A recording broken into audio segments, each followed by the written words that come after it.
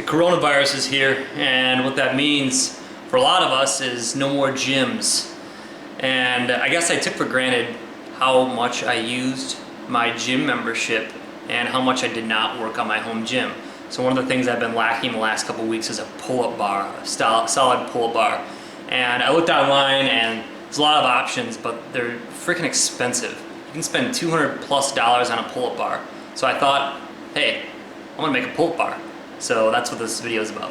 I upgraded the cooling system on the Supercomputer, the Beast, and right now I'm using it to do folding at home.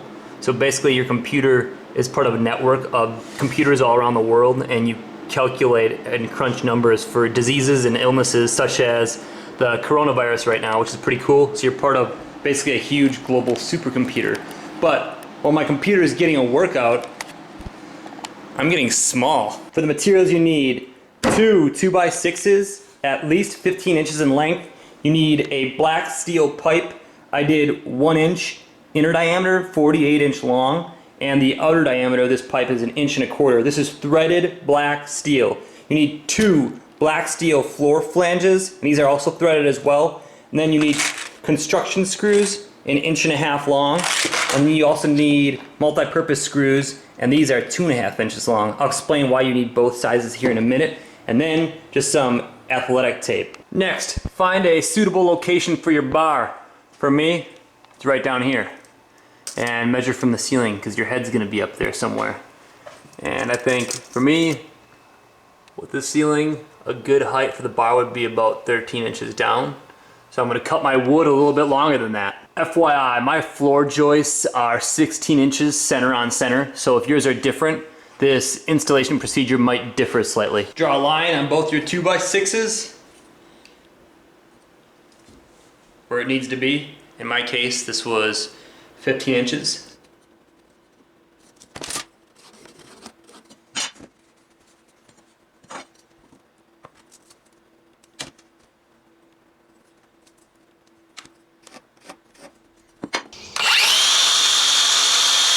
Using a saw is not exactly one of my strong points. I tend to stick to math and pull-ups.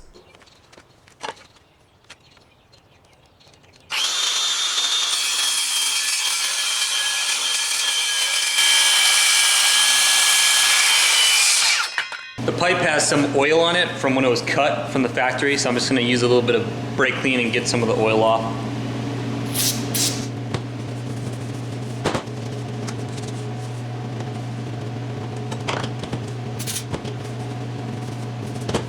See some of that oil is coming off. I'm gonna put some red Loctite on these threads so I don't have to tighten it as much, and it'll reduce the chances of it becoming loose, spinning out.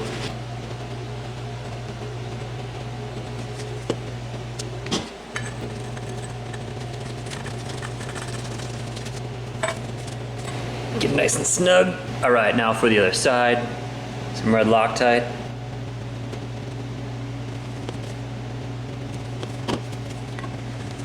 You don't want to go sparingly here because your fitness depends on this.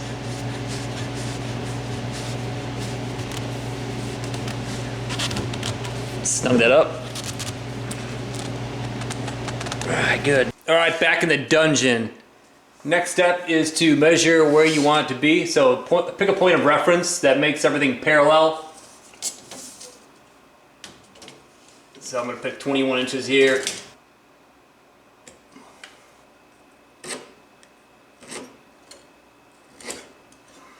Repeat the process on the joist that's 48 inches away.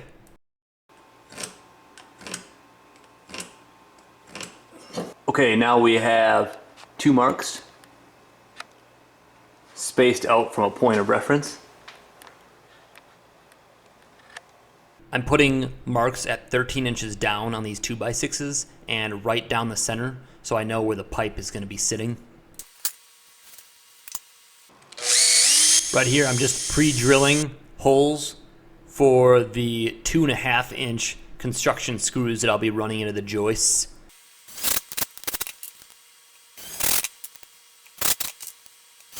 Make sure the 2x6s are square, push them up onto the boards, and then send the screws in.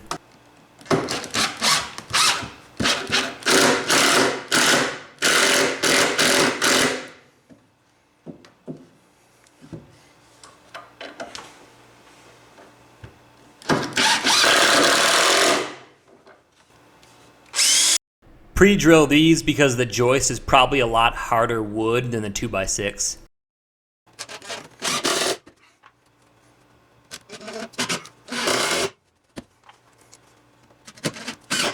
All right, now you got one solidly mounted right on the line, and you're gonna move to the next one and just repeat the process.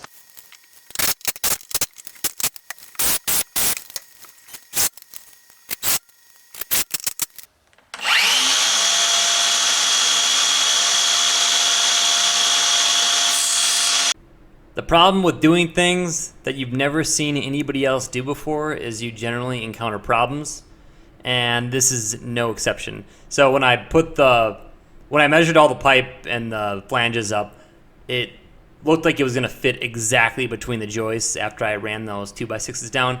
But once I put everything together, it was so hard to estimate how far down the threads those flanges were gonna go, and they went a little bit too far down the pipe.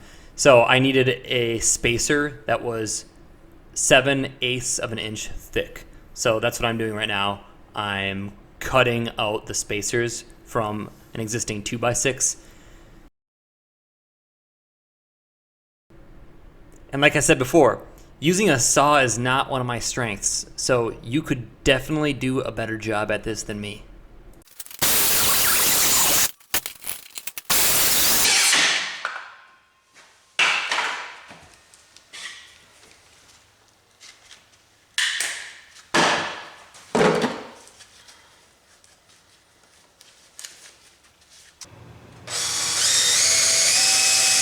For this connection, you want to use the 1.5 inch screws and just pre-drill at least 2 of the holes, send in 2 of the screws into the 2x6, and then pre-drill the other 2 holes and then send in the other 2 screws as well.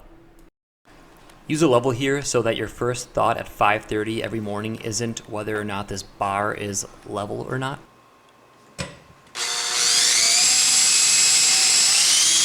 Repeat the same process on the other side, pre-drilling and then sending in screws right after.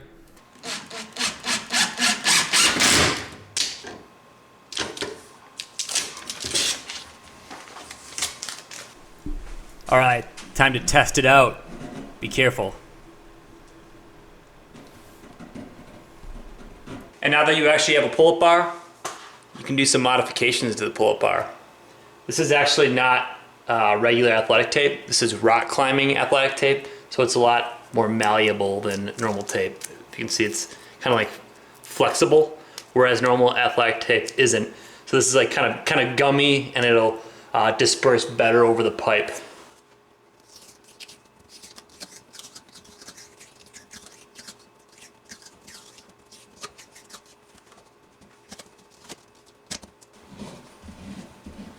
Super grippy.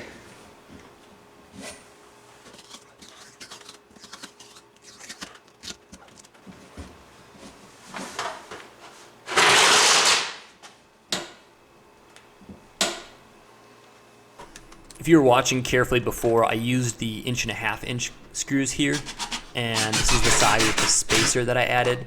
I decided to change out those for the 2.5 inch construction screws just to get a better bite with that wood spacer that I put in here.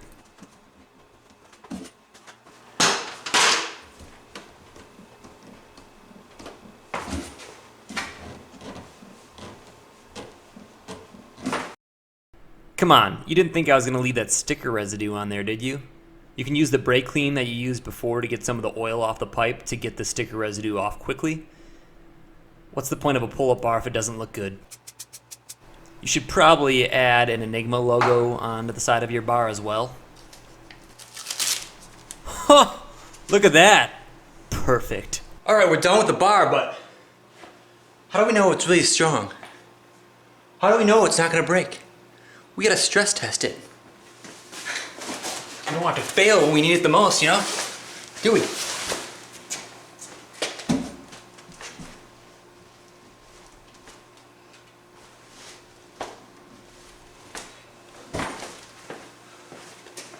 not bad.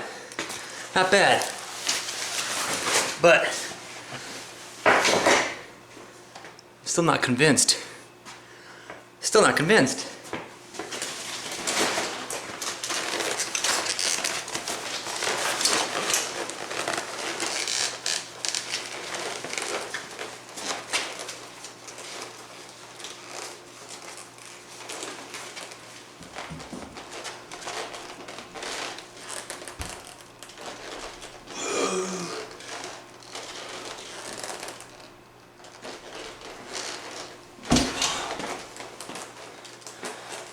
All right, I think it's good. You can find bars like this online. Some of them are, you know, 200 bucks or whatever, but this costs less than 50 bucks. Some of those are probably higher quality, but this gets the job done, and it's something you built yourself. So you just built a device that can keep you in shape for the next 30 years. How badass is that? Makes you feel good, and it's hand built and less expensive. All wins in my book. Peace.